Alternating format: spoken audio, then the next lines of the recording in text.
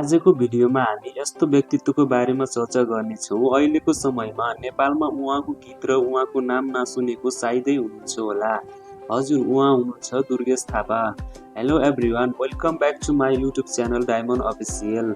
आजको भिडियोमा पपुलर साथै निकै नै ट्यालेन्टेड सिङ्गर साथै मोडेल दुर्गेश थापाको लाइफस्टाइल एन्ड सर्ट बायोग्राफीको बारेमा चर्चा गर्नेछौँ।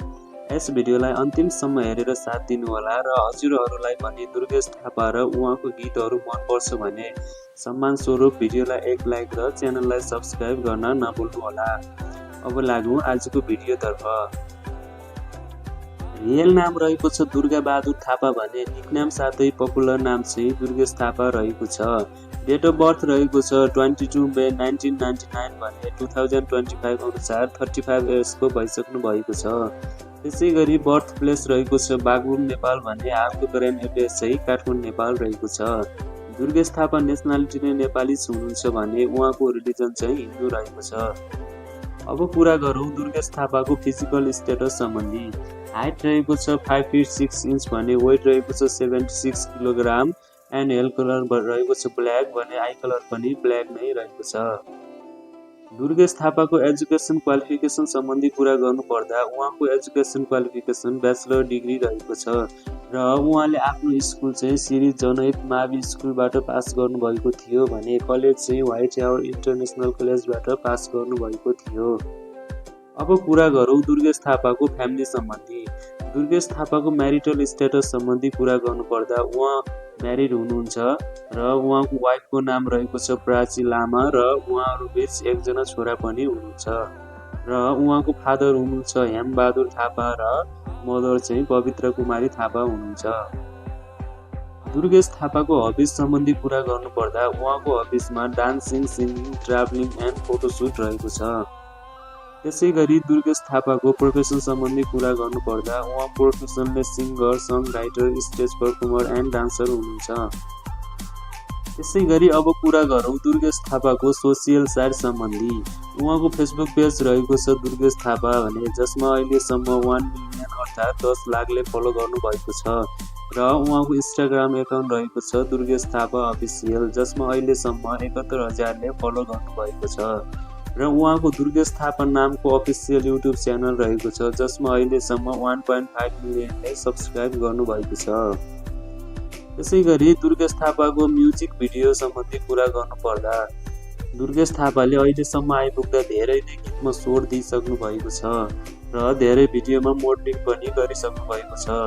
दुर्गेश थापाको केही पपुलर म्युजिक भिडियो सम्बन्धी कुरा गर्नुपर्दा दुश्मन हेरेको हेरे, रातो रातो खुर्सानी पिरो छ, यी दुर्गेश रेलमा, डन आयो डन, कमाया छपक्कै, हामी पनि नाच्नु पर्छ बिच बिचमा, बम भोले, बेहुला बनाउँछु भन्ती आदि इत्यादि उहाँको पपुलर म्युजिक भिडियो रहेका छन्। साथीहरू अब कुरा गरौँ दुर्गेश थापाको स्ट्रगल साथै यहाँसम्मको करियर सम्बन्धी। दुर्गेश थापा एक मिडल क्लास फ्यामिलीबाट बिलङ गर्नुहुन्छ र उहाँको बुवा इन्डियन आर्मी हुनुहुन्थ्यो र छोरो पनि इन्डियन आर्मी नै होस् भन्ने चाहेर उहाँलाई उहाँको बुवाले आर्मीमा भर्ती गर्नको लागि इन्डिया लग्नुभयो र भर्ती पनि हुनुभयो। त्यसपछि दुर्गेश थापालाई त्यो जागिर मन परेन र उहाँ भागेर काठमाडौँ आउनुभयो। त्यसपछि उहाँको कलाकारितातिर लाग्ने सोच भयो तर यता चिनेको मान्छे कोही पनि नभएर उहाँले काठमाडौँमा धेरै नै डान्स बारहरूमा भोक भोकै चाउचाउ खाँदै पनि नाच्नुहुन्थ्यो। धेरै नै दुःख र सङ्घर्षले गर्दा नै दुर्गेश थापा अहिले यो स्थानमा पुग्नु भएको हो। त्यसै गरी अब कुरा गरौँ दुर्गेश थापाको इन्कम साथै नेटवर्क सम्बन्धी।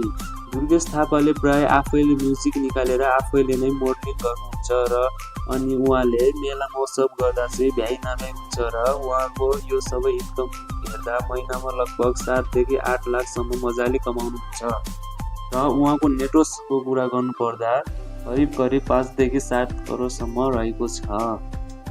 साथीहरू अब कुरा गरौँ दुर्गेश थापाको बाइक र गाडी सम्बन्धी। दुर्गेश थापाले केटिएम आरसी बाइक चढ्नुहुन्छ जसको बजार मूल्य 6,94,000 पर्छ र गाडीको कुरा गर्नुपर्दा उहाँले सुजुकी ब्रेजा कार चढ्नुहुन्छ जसको बजार मूल्य 26.9 लाख पर्न जान्छ। हस् त साथीहरू, आजको भिडियो यति नै थियो। भिडियो कस्तो लाग्यो कमेन्ट बक्समा आफ्नो प्रतिक्रिया दिन भने नभुल्नुहोला। साथै भिडियो मन परेमा भिडियोलाई like, comment, share and subscribe गर्न पनि नभुल्नुहोला। र हजुरहरूलाई को सेलिब्रेटीको बायोग्राफी हेर्न मन छ त्यो पनि कमेन्ट गर्न नभुल्नुहोला।